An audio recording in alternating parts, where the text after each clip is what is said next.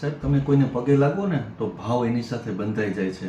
આજકાલની જનરેશનની તકલીફ જ એ છે કે તે કોઈને ભાગે નથી લાગતા. દિલથી કોઈને પગે લાગો 100% તમને એનો ભાવ જન્મ થશે. અમે અમારા શિક્ષકોને જ્યારે પગે લાગતા ને તો એના વિશે કોઈ દી ખરાબ વિચાર જ ના આવે. હું એ વ્યક્તિને જેને પગે લાગીએ ને એને મોટો કરવા માટે નથી લાગતા. આપણામાં ભાવ એના પ્રત્યે હંમેશને માટે તે ગમે તે કાર્ય કરે, તે ગમે તે કર્મ કરે, આપણો ભાવ એના પ્રત્યે સારો રહે એટલા માટે થઈને પગે લાગીએ છીએ. તમે વિચારીને એક વખત તો કહો તો ખરા કે મમ્મી પપ્પા પ્રત્યે તમારો કોઈ દિવસ ભાવ ખરાબ થાય? કારણ કે તમે નિત્ય એને તમે પગે લાગો છો. તો જેને નિત્ય પગે લાગો ને એના પ્રત્યે તમારો ભાવ કોઈ દિવસ ખરાબ ન થાય. અને શિયામાં ક્યારેક શિક્ષક એને ખીજાય કે એને પનિશમેન્ટ કરે ને તો એના પ્રત્યે ભાવ નથી રહેતો, પણ જો એને ચરણ સ્પર્શ કર્યા છે ને તો એ પરમેનન્ટ લાઈફ ટાઈમ માટે એના પ્રત્યે ભાવ રહેશે. આજકાલની મારી જનરેશનના જે લોકો છે તો તેના શિક્ષકો પ્રત્યે હંમેશને માટે આદર છે.